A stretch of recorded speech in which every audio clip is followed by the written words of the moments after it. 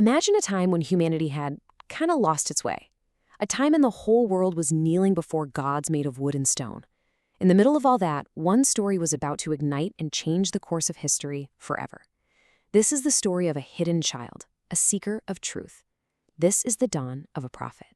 The world was just filled with the smoke of offerings to idols that couldn't see, couldn't speak, couldn't do anything. You had kings and commoners alike who had completely forgotten the Creator, and they were putting all their faith in things they'd made with their own hands. A whole generation was basically wandering in darkness, totally blind to the truth they were born to know. So, in the land of the Chaldees, you've got these two brothers. One of them, Haran, he's building a life on the solid ground of tradition, of family. But the other, Abram, well, he was destined to walk a completely different path. A path of radical questioning, a journey that would shake the very foundations of empires and faith itself. Yeah, hidden away from a hostile world, literally in the darkness of a cave, this boy would emerge not just into the sunlight, but into a profound understanding that would set him against his family, his culture, and all the gods of his time. Okay, so this is where our story really kicks off, with these two parallel lives. On the surface, sure, they're just brothers, but underneath it all, two powerful and totally opposite destinies are starting to take shape. So on one side, you've got Haran. He's the rock, the provider, a man totally grounded in the earth and his duty to his household. And then there's Abram. He's lean, watchful, with this fire in his eyes that seems to look right through the world of appearances, searching for something more. Now, here's what's so fascinating about the timeline. Just as Haran's world is expanding, with a wife and kids, Sarai and then Lot, filling his home with all this new life, Abram's world is literally expanding. At 10 years old, he steps out of a cave and his journey is just beginning. It's wild, right? One brother builds a family while the other begins his search for the father of all. So how does this journey really begin? Well, Abram doesn't just, rejoin society. He's actually taken into the care of the last keepers of an ancient truth, and he embarks on this secret education that's going to forge him into the man he's destined to become. Get this. In secret, Abram becomes a student of Noah and his son Shem. The legends themselves.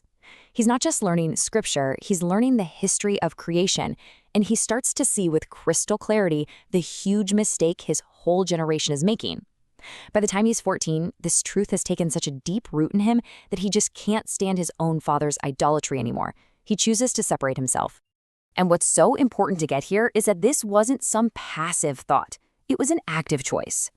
At an age when most kids are just trying to fit in, Abram was actively praying to break away, to be saved from the corruption he saw absolutely everywhere. This right here, this is the seed of his entire prophetic calling. But conviction is strong. It can't stay hidden for long.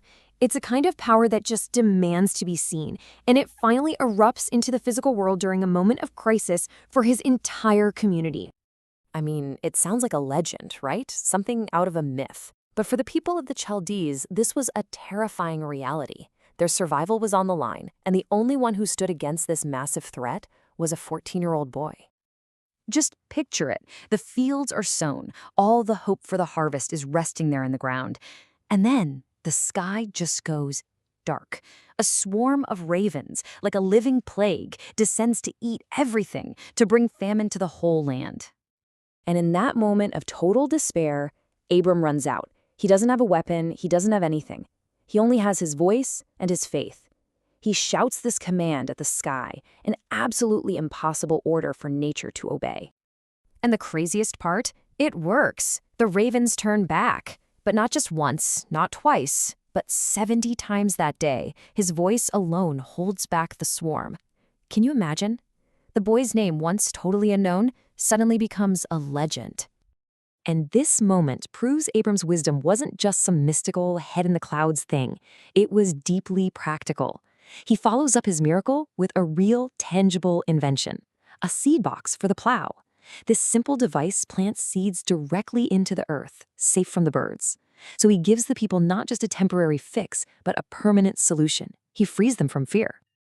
So now he's a grown man. His reputation is solid, but Abram is about to face his greatest challenge yet. And it's not a king or an army.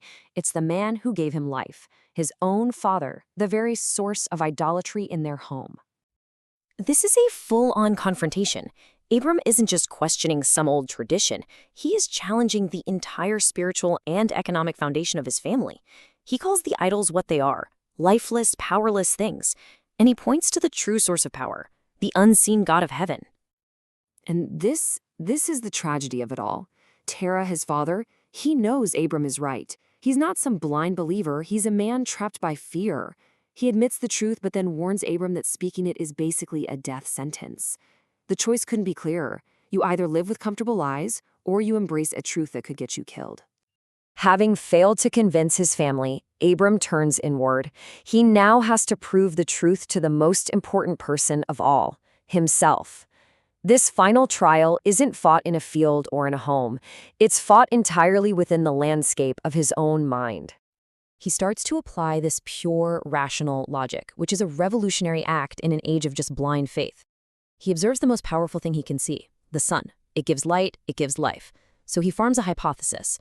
Okay, maybe this is God. But then he tests it. Evening comes, the sun sets, it disappears. Its power isn't absolute. So the hypothesis is false. This can't be God. So he does the same experiment at night. He looks up at the moon and the stars, another incredible display. He thinks, all right, surely this is God and these are his servants. But again, he waits. And as dawn breaks, the sun rises, and the moon and stars just fade away. They're temporary too.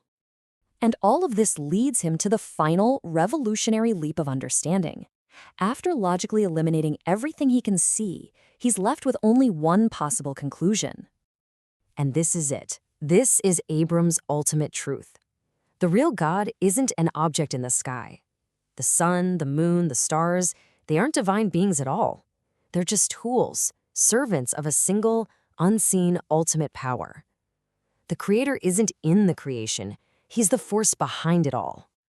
And that's really the question Abram's life forces us to ask, isn't it? His whole journey starts in a cave, hidden and alone, and it ends with a truth so powerful it will eventually bring down empires and build entire nations. And it all began with just one man, looking at the world around him and daring to believe in what he couldn't see.